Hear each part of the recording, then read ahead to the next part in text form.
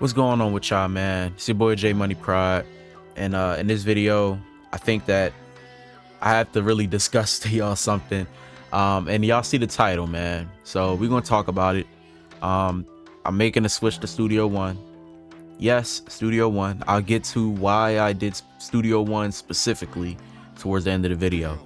But I do want to be able to tell you guys about like my reasons for in terms of my production workflow, why I made the switch from FL Studio to, another DAW. Now, over the course of the years that I've been producing, I'm going on to nine years pretty much. So you feel me? Like, I've been on my fair share of DAWs. I've been on FL all my life since I started doing music production, right? I've done Logic Pro over the past few months. I've done Pro Tools over the past couple years. I've done Cubase for like a couple months. I liked it. And if you understand Cubase, then you can understand New Windows. So I have a few DAWs that I can say I'm pretty good at, you know what I mean? And Studio One was one of them that I just wanted to give a good try because I've seen online that it was doing pretty good, one of the most up-to-date DAWs. They have spatial audio and a lot more features that I haven't even like fully gotten into yet. I've only been on there for a couple of days and I'm already anyway, so a lot of you, like I said, a lot of you already may know, I've been on FL Studio since the time I started around like 2015 all the way up till now. So that's a good amount of time. I'm not gonna make this video a rant. I just want to get a few vital things in terms of my production and stuff as to why I made the switch. If you guys want more videos like this of me just telling y'all the truth, spin some game and whatnot, make sure you like, subscribe, comment, turn post notifications on, all that good stuff, and we finna jump right into the video.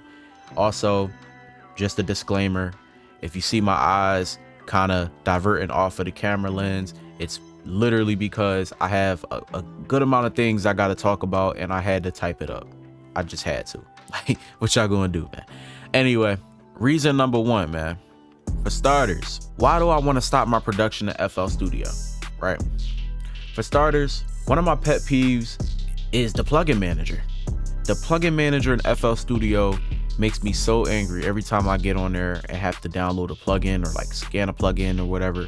It's because it's a manual, it's manually like set up, right? So for example, if you buy 10 plugins right now and you go on FL Studio, you have to find all 10 of those locations, unless they're all part of the same brand, because then they'll be in the same folder, right? But otherwise, if they're all from different things, you'd be trying to find those and then hit scan. And I get it, it may not take as long for some people that got good computers, but for a lot of the laptops users that don't really have the greatest CPU, it's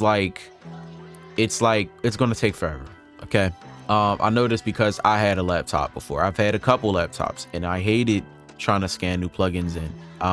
But anyways, yeah, man, when you go on other DAWs, they don't really have that option. It's more of an automatic feature. Now they will have a manual one, but it's not like mandatory to do the manual feature, right? You have the automatic one, which scans plugins as you start the application. Once you click Studio One or Logic or Pro Tools, they are scanning right then and there.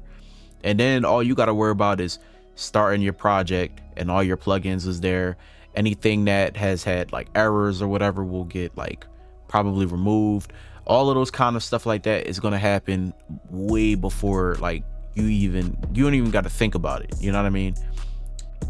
Reason number two is that they don't really give you like automation features to choose from, right? So what I mean by that is, if I told you, like, let's say you've never been on any other DAW and I said, for those violins, we're gonna do touch automation, you're gonna be like, touch automation?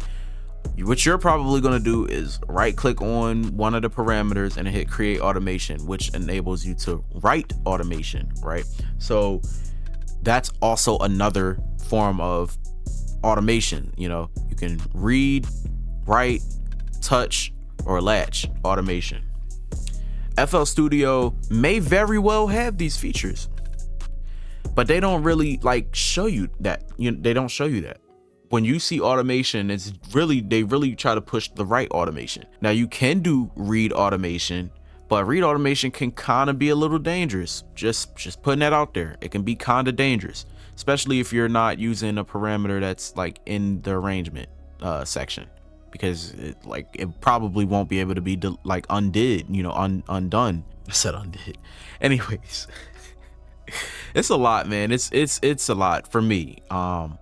So using features like touch automation and latch automation is cool live playback features that I personally like to use for instruments that I want to control as the track is playing. May move the fader up, down, may do a little pan out to the left or right, small effects, or even reverb, swells, any kind of like cool effects like that. It's fun to do, in my opinion, and faster to do, because you're doing it naturally and it's not just this robotic build up and go down. It feels like it actually dynamically is making a change, right? So that's one of my other reasons. And then like I said, these features are inside of the other DAWs. FL Studio don't really give you that kind of thing, because I feel like they're so beginner based, like beginner friendly, that a lot of these options may seem a bit intimidating to people that's trying to get started. But I feel like it's a vital part of production that a lot of people personally, like, if they have difficulties figuring these things out, they can always go on YouTube and learn, or they'll figure things out on their own, and eventually it'll make them even better as producers. FL Studio kind of puts things out in front of your face, like, here you go. Here's this channel with a limiter on it, with the soft clipper on max, soft saturation on max, and the gain is +5, and this is here, just take it. And you are looking at it like, well, if they put it on there, it can't be messing my production up. Or if it's just this simplified, then this is easy. Until you go on another DAW and then realize that it's really like, they really just gave you the category, but they didn't break it up. They didn't expand so that you can use features more freely. That's kind of where I like to go for, Number 3, I feel like for my work ethic to be at its fastest, why work on different things in various DAWs when I don't have to? Like, I told y'all, I use a bunch of DAWs, or have, learned different DAWs from time to time. And that's one of my goals, to know a lot of them. But it's not so I can keep going through different ones just like because I have to. But it's more like, if I need to adapt, then I can adapt, because I already know the software. So if I go to this studio and they're using it, I can just get on the computer and just work. There is no confusion. There is none of that. Yeah, so if I'm at another person's studio, I can understand if they are, for example, using Pro Tools, and I work from there, on their computer. However, while I may be using FL Studio for my beats in my own space to work, I should not have to do extra. I just don't see that. I feel like it's extremely tedious to go ahead and FL Studio, make a beat, and then, or even make samples, and then go into Pro Tools and then put the stuff down and then try to record. And then if I want to do soundtracks, I gotta go to Logic or Pro Tools and do it and do the stuff in there. Like, why make life harder?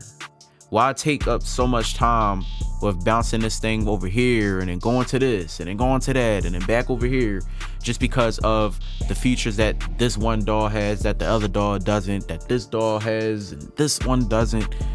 I feel like it's too much, in my opinion, to be doing all of that. Now, if, like I said, if it's different if you absolutely have to, but I just don't see me having to do that in my own space, right? So being able to pick a software like Studio One or Pro Tools and Logic allows me to do certain things. Now Pro Tools, on the other hand, I would probably never make a beat in Pro Tools. I'm sorry. I just know. Now Pro Tools first is a good one to be able to start beats, but the actual Pro Tools software, I'm sorry, you lost me. But like Logic, I enjoyed making beats and soundtracks and loops and stuff like that in there. Studio One, I'm having a ball right now. FL Studio is perfect for the beats, man. I must say the piano roll right now is superior. out of all the DAWs I've been on. However, when it comes down to certain other things like being able to record and mix, is just not where it needs to be. And anybody can attest to that, because I mean, it's in the name. FL Studio is Fruity Loops. It was, if you look at the history of FL Studio, they did not have it built as some full-on DAW. It was a beat sequencer. So this is just something that you guys should know. It was never built to record, mix, master. They're trying to get it to that point, but again, it's just not expanded upon. I need something that's going to be more advanced. All right. A lot of people may not want something that's advanced, and they just want to get on something that feels easy to them. I may be lazy and get back on FL sometime, but again, for like all of my production, I feel like Studio One is where I want to be right now. Number 4 of why I'm making the switch is because FL Studio's intention with the DAW initially is that it's a drum sequencer software. I said this, you know, so that leads me to this point. It's meant for beats. FL's purpose is meant for beats. Everybody knows this, which is why they're on FL Studio making beats. They find it to be more easier for them. They find it to be faster for them. They find it to be more efficient for them. Why do you think that? You already know the answer. FL Studio is supposed to be the best one for the beats, hands down, right? So, you know, but again, I'm not just doing beats. I do more than just beats. So I can't stay on something that feels like it's hindering my growth as a producer, right? It's you know, FL Studio is an easygoing interface. So hey, you know, and it's great. It's a good DAW. It's a great DAW. I love FL Studio, aside from the crashing and all that crap, but you know what I mean. But again, it's not expanded upon, even with like stretching features, for example, right? Like, I know someone that just recently, I was at a studio and we was going to restretch a file of a beat to make it slower. I want to say we was going to make it slower, and it was acting all like particle-y on Pro Tools, right? But again, the stretching feature we used was the wrong stretching feature. Now FL Studio doesn't give you stretching features. They just say stretch audio. So you stretch the audio and it doesn't sound like it's bad. It sounds like it's good. You might make it faster or slower. You might change the pitch and it just maintains its characteristics without degrading the quality in any kind of way. Here's the reason: because you have multiple types of stretching. Now FL Studio just keeps it at one. They only keep it at one feature. You wouldn't even have any idea that these other features existed, right? You know what I mean? So you have polyphonic, which is a stereo, the stereo information stretch feature. You have monophonic, which is for mono files. You have it's like probably one other one that I can't think of right now at the top of my head. And then you pretty much have the marker slicing. So you can pick different time markers inside the audio file and manipulate, like move parts together or far apart to keep things perfectly on grid, right? But my point is, these are just like simple features, you know what I mean, that's commonly on other DAWs, but they're just not on FL. And if they were on FL, they don't put them out there in a way that you would feel like, oh yeah, I have these options, I could choose this and choose that. There's no reason for you to be limited like that, you know? So yes, like for Logic Pro, the stretch feature is called flex time, and they give you all those options with monophonic, polyphonic. It's like this other one that kind of gives you like a halftime type of effect. And then you have the marker slicing. Pro Tools same way with their elastic feature. But you know, these are just small things, but very important for your production. And if you don't have these options, then you just can't do it, you know? So yeah, man, these are like just some of the reasons that I'm trying to dumb it down for you guys. And not as an insult, obviously. This is just as in like, I know a lot of you guys that use FL Studio have a certain way of thinking about how production is supposed to be, and like sometimes it's kind of crazy hearing it from you guys, like your point of view of how things are. But you know, it is what it is, right? Like you gotta build your knowledge up and just learn about the creative aspect of music production, and I promise you'll see exactly what I mean, and you'll probably also make the move, unless FL Studio steps their game up. Again, I love FL Studio. Like I've never moved away from it until now. You know, I just feel like it's a new year. I want to start fresh. It feels refreshing to be on a new DAW, and just trying new things out, right? You know, eventually I may get back on Cubase again, and eventually I may even try Ableton. I don't know if I want to try Ableton, but you know, you get what I mean though. Like I try different things because I just like being able to try these different stuff out, right? So I can go on and on about pretty much 2 decades.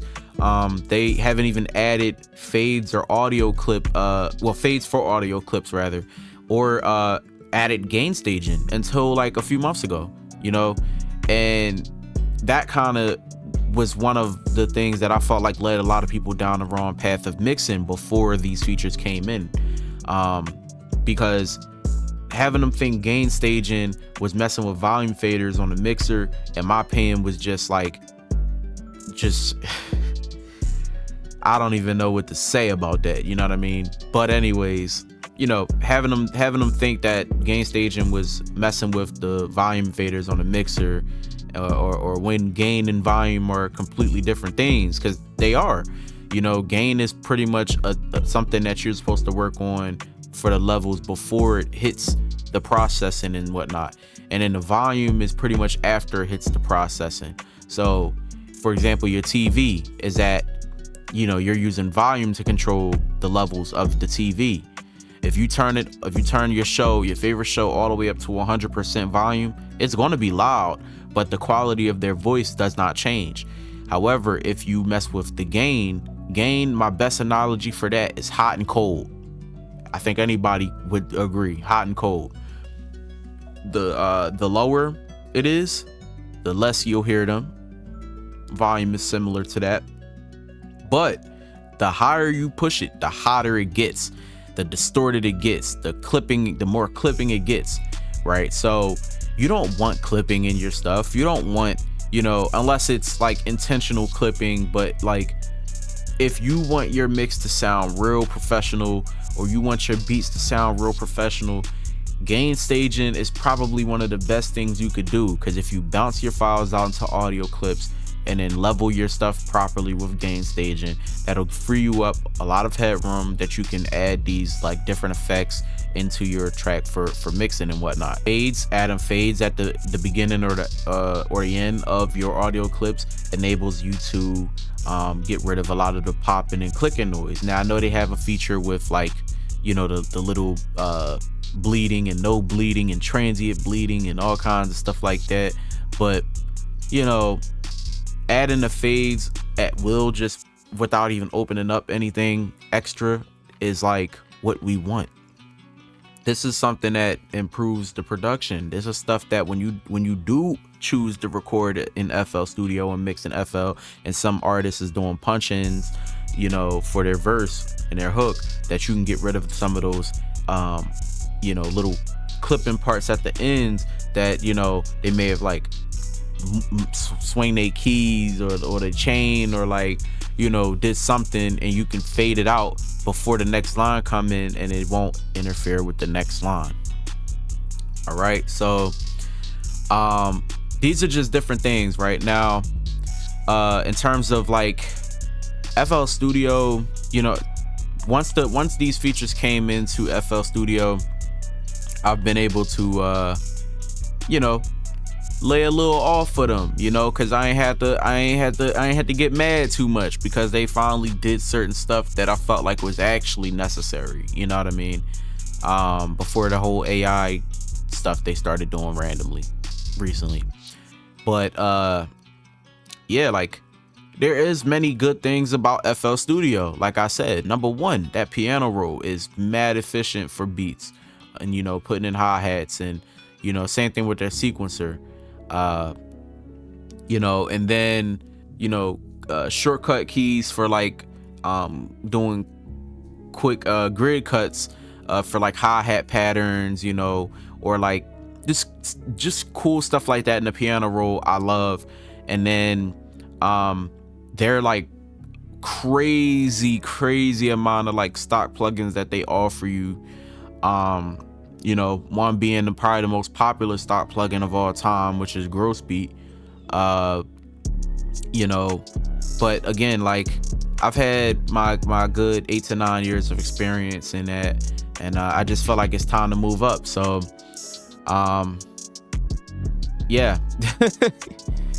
But here's the real question, man. What made me really choose Studio One of all other DAWs, right? This is the question that everybody wants to know.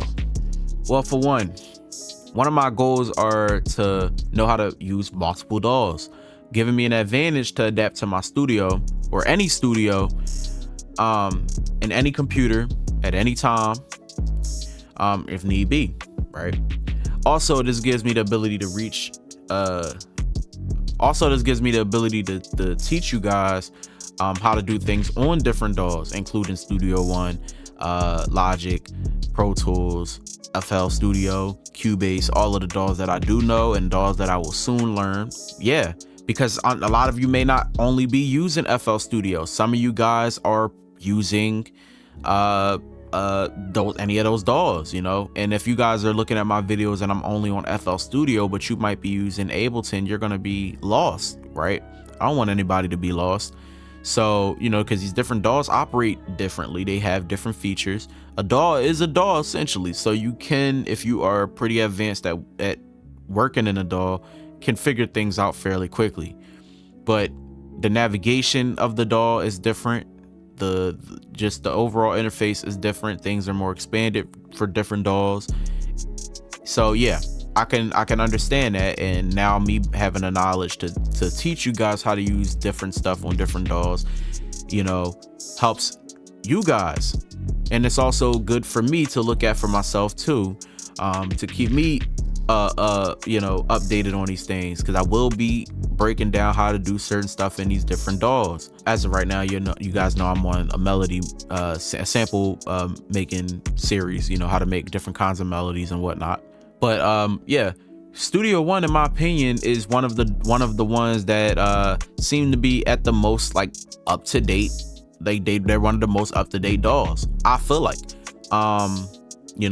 Giving out features like spatial audio, which is Dolby Atmos, and DAW Project, which is the feature that I've talked to you guys about on my story one time, about how you're able to basically embed your whole project into another DAW. You can send someone else that's using a different DAW from you.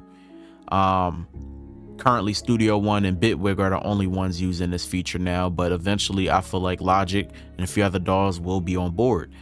But as of right now, let's say that all the DAWs are on board. Basically, you can send your DAW project through a third-party thing called DAW Project. It's in the name, right?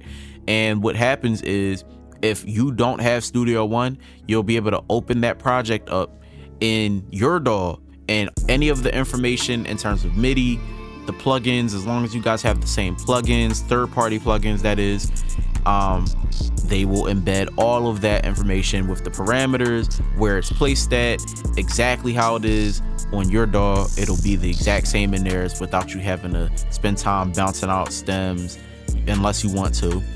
And if you have stock plugins on Studio One, then you can use your stock plugins like a stock EQ and a stock compressor. And if you send that through, let's say you are using FL Studio and I send you a project, what it's gonna do is open the project up using your stock plugins, your stock EQ, your stock compressor. Since obviously they're both stock plugins, so they try to keep everything the same. Every parameter will be the exact same. So crazy. This is like the future, bro. So there is no longer going to be a need to be on the same DAW. There is none. There's going to be no, like, we're moving up, man. But right now it's just between those two DAWs, Studio One and Bitwig. Other DAWs will probably be on soon. But yeah, this is a pretty new feature. And then another feature I noticed is that when exporting a file, they also will tell you if your track is clipping. You know, and by how much. They will tell you by how much. Now I've tested this out just out of curiosity. What happens if my stuff is clipping? I exported and it was like it's above by a decibel and point 1.30 something. And it's like, oh. So it helps you try to keep things under. Now, they'll still say if you want to keep the export, you can keep it, but they give you the option to delete it as well. So that's even crazier. That, you know, it's not letting you stack up on a bunch of crap if they know that it's crap. You feel me? So yeah, man, like, then on top of that, they give you a pretty easy going piano roll. I must say, out of all the other DAWs except FL Studio, obviously, that had a good piano roll, I'd have to put Studio One second so far. Third, I may have to put Logic. Fourth, I may have to put Cubase. And then last, I'm gonna have to put Pro Tools because their piano roll kinda sucked to me. But again, it's not my workflow. This is what these people are used to. They give you all the ways to automate, like I brought up before. They even allow you to change shortcut keys schemes as well. So basically, whatever DAW you're using, that you're used to using, for example, I can say FL Studio and Pro Tools, I can choose those shortcut schemes as my preset. And what that does is change Studio One's mapping to FL Studio's mapping to Pro Tools mapping. So you can kind of learn relatively quick on there because you using controls that you are more familiarized with. And it's so much more, man. Even with the automatic plugin manager, which helps me get right into my production, I don't got to worry about anything.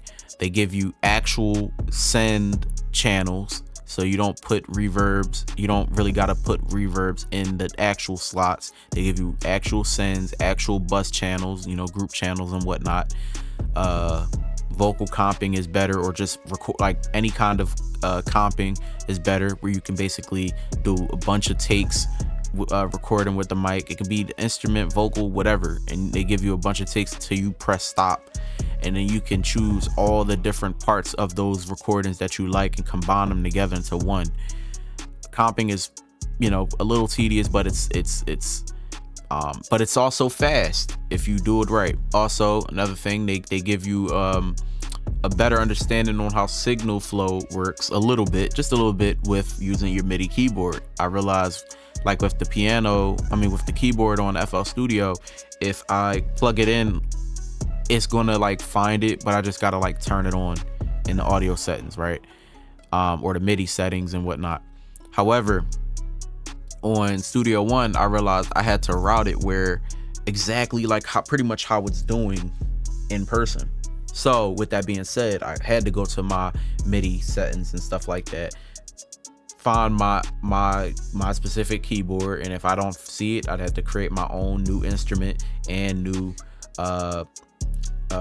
software, right?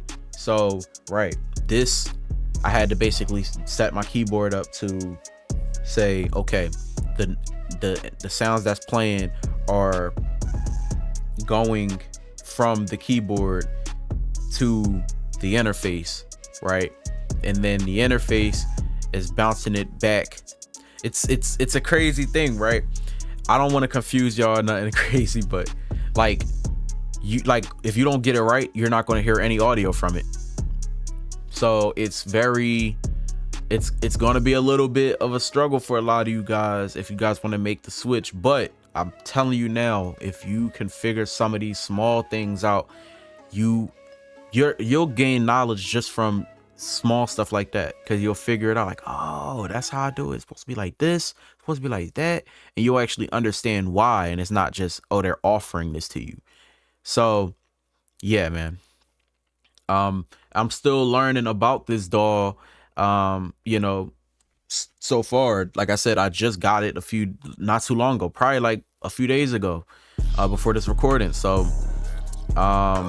you know, and I've only really been on there less than 24 hours so far. So I must say that so far I'm liking it, and it's showing me how much of a professional the DAW is, you know, like you know, thanks to Pro Tools and Logic and stuff like that, I was able to get started on these DAWs without having too much of a problem, you know what I mean? Because you know, they sort of taught me, you know, they taught me a lot about how a complete DAW is supposed to look and work like and operate like, right?